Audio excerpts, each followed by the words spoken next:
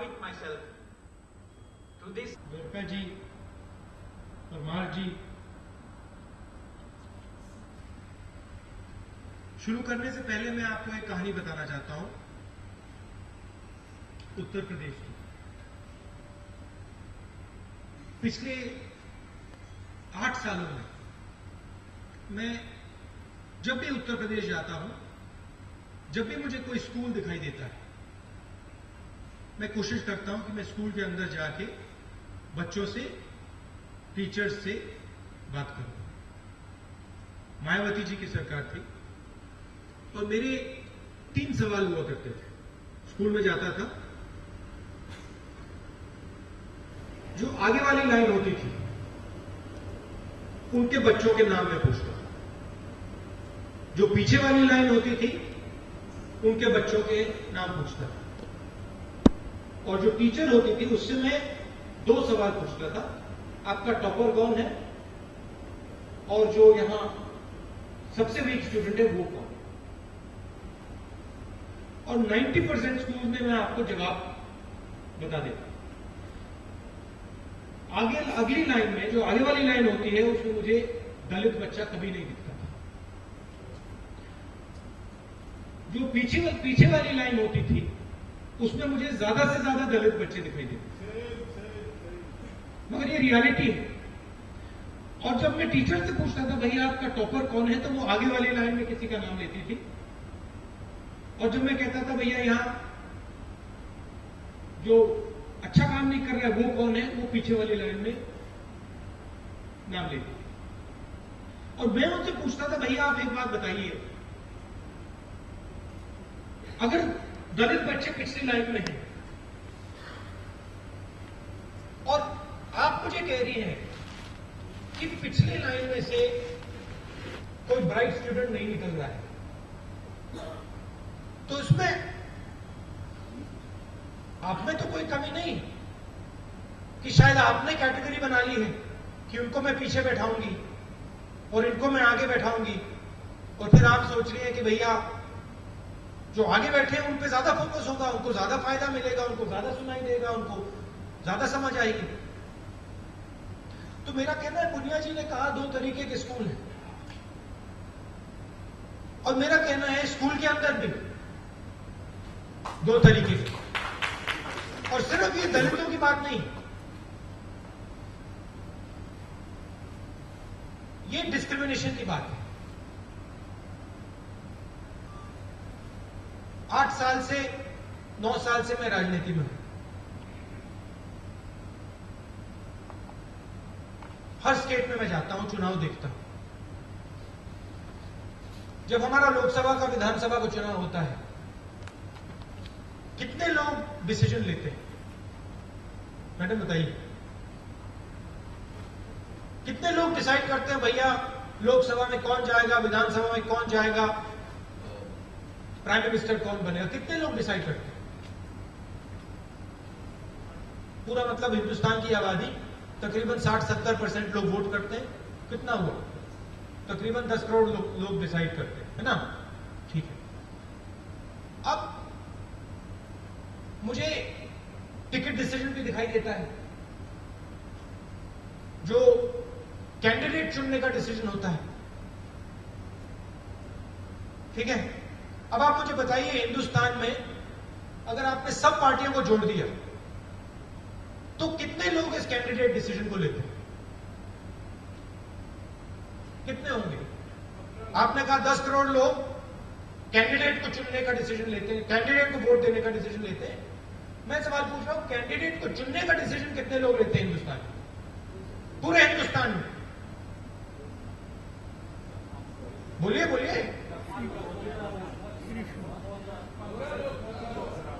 हिंदुस्तान में तकरीबन, मेरी पार्टी में तकरीबन, अगर आपने बहुत खोल के बोला तो 100 लोग, बीजेपी में 70-80 लोग, बीएसपी में 1 व्यक्ति, समाजवादी में 3 लोग, बीजेडी में 2 लोग, 200 लोग 300 लोग, अगर आपने खोल के बोला 500 लोग इस देश के राजनीतिक भविष्य का डिसीजन लेते हैं। और मैं आपको सीधा बता देता हूं, जब तक ये 500 लोग डिसीजन लेंगे तब तक दलितों की आवाज सही तरीके से ना लोकसभा में पहुंचेगी ना विधानसभा में पहुंचेगी। अब मेरे दिमाग में सवाल आता है कि देखिए, यूपी में बीएसपी की सरकार है, बीएसपी की सरकार है, मगर तब भी वहां एक व्यक्ति 400 लोगों को चुनता है।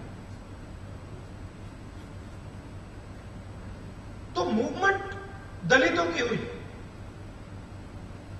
संघर्ष कांशीराम जी ने किया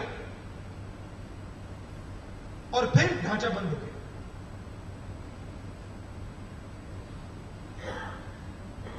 समय हुआ करता था जब एमपी और एमएलए टेलीफोन का डिसीजन लेते थे। आपको याद होगा कि भैया कोटा होता था, एक एमपी कहता था 500 लोगों को मैं टेलीफोन दूंगा। परमार जी उन समय मोबाइल फोन नहीं खरीद सकते थे, उस समय उनको एमपी या एमएलए के पास जाना पड़ता था, हाथ जोड़ने पड़ते थे, कहना पड़ता था भैया प्लीज मुझे फोन दे दो। क्या बदला? आज ये इनके मेज पर पड़ा हुआ, ये कहां से आया?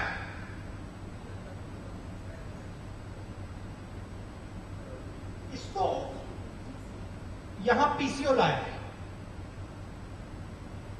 जो पहले एमपी के हाथ में हुआ करता था, एमएलए के हाथ में हुआ करता था, उसको राजीव गांधी जी ने गांव में पहुंचा पीसीओ के माध्यम। और जब पीसीओ आया तब मैं कहता हूं हिंदुस्तान को कम्युनिकेशन राइट्स मिली। उससे पहले सिर्फ एमपी के पास कम्युनिकेशन राइट हुआ करती थी, एमएलए के पास कम्युनिकेशन राइट हुआ करती थी। और वही आज राजनीतिक सिस्टम में हो रहा है।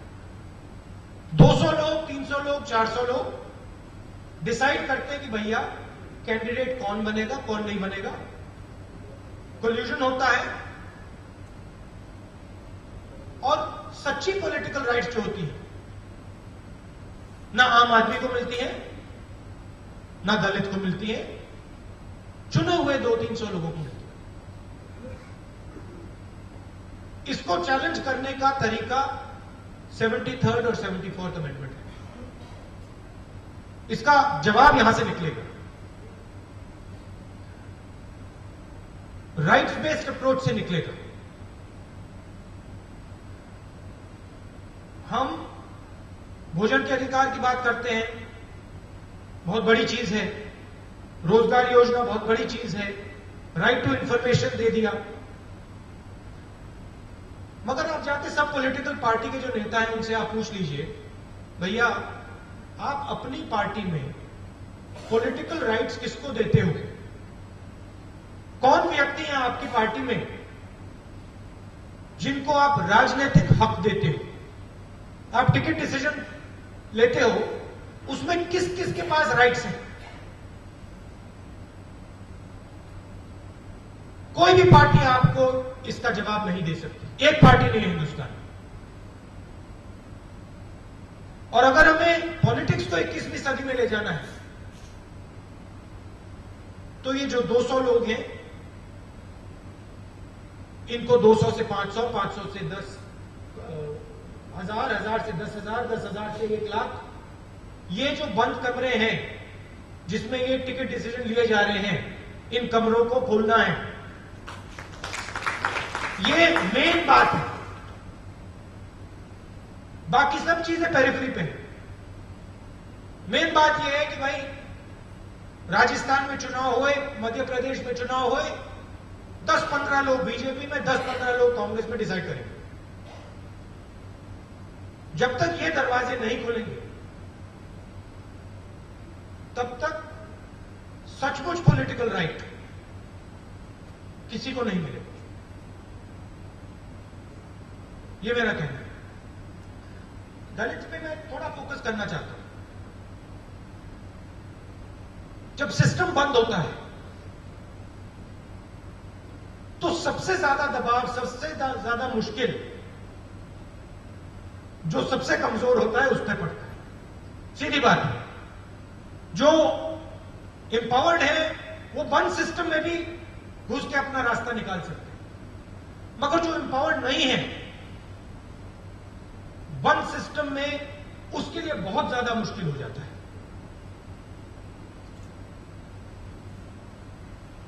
मैं जात में बिलीव नहीं करता, क्योंकि मेरी सोच है कि आदमी, व्यक्ति एक होते हैं।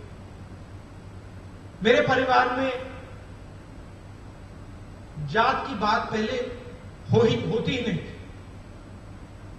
मालूम ही नहीं था मुझे, क्योंकि मेरी दादी के लिए, मेरे पापा के लिए, मेरे परदादा के लिए सब लोग एक जैसे थे। उनकी सोच ये थी कि भाई व्यक्ति होता है, उसकी कैपेबिलिटी होती है, दलितों में ये कैपेबिलिटी होती है, बाकी लोगों में कैपेबिलिटी होती है, और कोई फर्क नहीं होता है। और रियलिटी ये है कि दलित में, ओबीसी में कैपेबिलिटी में कोई फर्क नहीं है। इसलिए मैंने आपको वो कहानी बताई स्कूल की, उसमें आप बच्चे को अनफेयर ट्रीटमेंट दे रहे हैं, उसको आपने पीछे बैठा दिया है, और फिर बाद में कह रहे हैं कि भैया ये ठीक से पढ़ नहीं पा रहा। डिस्क्रिमिनेशन आपने पहले कर दिया, बाद में कह रहे हैं कि भैया रिजल्ट ठीक नहीं आ रहा है। तो मेरा कहना है कि कमी क्या दिखती है मुझे?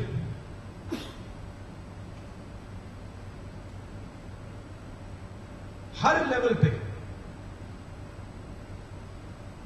दलित लीडरशिप। देखिए यूपी में आप मुझे भैया 5 दलितों के नाम बता दीजिए जो नेता है। मुझे एक ही नाम सुनाई देता है, मायावती जी, मायावती जी, मायावती जी, मायावती जी, मायावती जी। दूसरा नाम ही नहीं सुनाई देता। मैं चाहता हूं कि अगर हम यूपी की बात करें, दिल्ली की बात करें, तो लाइन लग जाए। इस ब्लॉक में ये नेता है, इस ब्लॉक में ये इस डिस्ट्रिक्ट में ये 5, 10, 15 नेता हैं, इस गांव में ये हैं, और उनको हम सिस्टमैटिकली राइट्स दें हर लेवल पे कि भैया अगर आप पंचायत पे काम करते हो, आप कांग्रेस पार्टी में हो, तो आपको ये अधिकार मिलेंगे। अगर आप एमएलए हो, एमपी हो, तो आपको ये अधिकार मिलेंगे सिस्टमैटिकली। ये नहीं कि मुझे लगा कि पुनिया जी अच्छा काम कर रहे हैं तो पुनिया जी को आगे बढ़ा दिया, मुझे लगा कि कोई और अच्छा काम नहीं कर रहा है तो उसको पीछे बढ़ा दिया, क्योंकि इससे नुकसान होता है। जब तक हम नीचे से नहीं उठाएंगे, जब तक आप लोग नहीं उठाओगे, जब तक आपकी आवाज नहीं आएगी, तब तक वो बात नहीं बनने वाली। तो जो भी मैं सिस्टम की बात करता हूं, मेरी सोच है कि हम अधिकार की बात करें। पॉलिटिकल नेता है, काम करता है, डिसीजन में इसकी क्या आवाज है? सिस्टमैटिक। तो ये मैं आस्ते आस्ते करने की कोशिश कर रहा हूं। आप लोग दलित लीडरशिप हो, कैपेबल लोग, और अब मैं थोड़ी कांग्रेस पार्टी की बात कर रहा हूं, मगर सिस्टमैटिकली आपकी आवाज कांग्रेस पार्टी में नहीं आती। अब एक एक करके आती है। आपने किसी से बात कर ली, काफी सीनियर नेता बैठे हैं, मगर इंस्टीट्यूशनली संगठन में बात नहीं आती। और मैं चाहता हूं कि अगर आपकी बात आए तो इंडिविजुअल बेसिस पे ना आए, कम्युनिटी की बेसिस पे आए, इश्यूज की बेसिस पे आए, और सिस्टम की बेसिस पे आए। फिर आपको सचमुच में आपका जो पावर है उसका फायदा होगा और जो दलित वर्ग है उनको पता लगेगा कि भैया यहां पे बात सुनी जा रही है, सुनवाई हो रही है। 15, 20, 25 साल पहले कांग्रेस पार्टी में दलित वर्ग कांग्रेस पार्टी को दबा के सपोर्ट करता था, बैकबोन ऑफ द कांग्रेस। मैं चाहता हूं कि आज से 5 साल 8 साल बाद एक बार फिर दलित ये फील करे कि हम कांग्रेस पार्टी के बैकबोन हैं, और ये फील करने के लिए उन्हें नहीं बदलना है, हमें बदलना है। हम उनको ये कभी नहीं समझा पाएंगे कि भैया आप हमारी बैकबोन हो, अगर हमारे डिसीजन में, हमारे संगठन में वो सचमुच में बैकबोन नहीं। तो ये काम मैं सिर्फ दलितों के लिए नहीं करना चाहता। मैं जो कमजोर कम्युनिटीज है, देखिए दलितों की बात होती है, यहां एक दलित महिला बैठी है, इनके ऊपर दलित का डिस्क्रिमिनेशन होता है और फिर महिला का डिस्क्रिमिनेशन होता है, सही बात है? तो इनके ऊपर डबल होता है। 50% महिलाएं इस देश में, वो भी एक्सक्लूडेड कम्युनिटीज। तो मेरी सोच है कि जो कमजोर हैं उनको हम जोड़कर उनकी आवाज लोकसभा में, विधानसभा में डालें सिस्टमैटिक। ये मेरी कोशिश है। सब प्लान की बात की, आंध्र प्रदेश के डिप्टी सीएम हैं,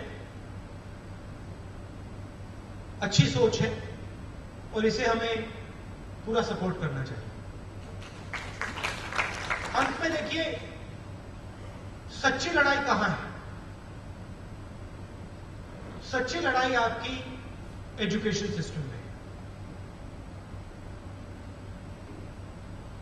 जब तक हमने दलित बच्चों को एजुकेशन सिस्टम में सही अपॉर्चुनिटी नहीं दी, गरीब बच्चों को सही अपॉर्चुनिटी नहीं दी। कल रात को मैं एम्स में था, कांग्रेस प्रेसिडेंट को थोड़ा एडमिट करना पड़ा, ठीक है अब, और डॉक्टर मुझे कह रहा था कि देखिए भैया, अगर आपने आज मेडिकल एजुकेशन लेना है तो 30 लाख 40 लाख से कम, 30 लाख तो शुरुआत है और फिर उससे आप ऊपर ही जाइए। अब अगर 30 लाख 40 लाख 50 लाख किसी को देना है तो कोई गरीब दलित बच्चा वो कर सकता है?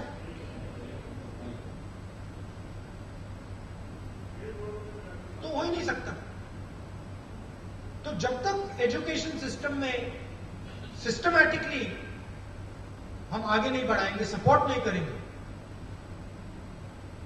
तब तक सब सिस्टम्स में दलित बच्चे नहीं घुस पाएंगे। तो ये मैं आपसे कहना चाहता था।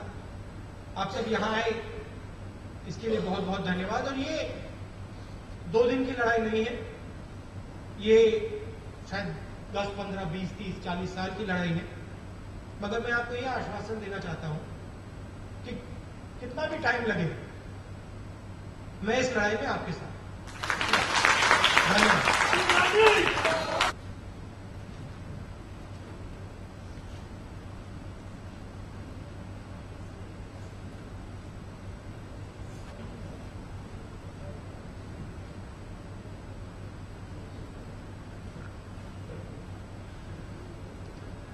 राहुल जी का, और अब इसके बाद लंच ब्रेक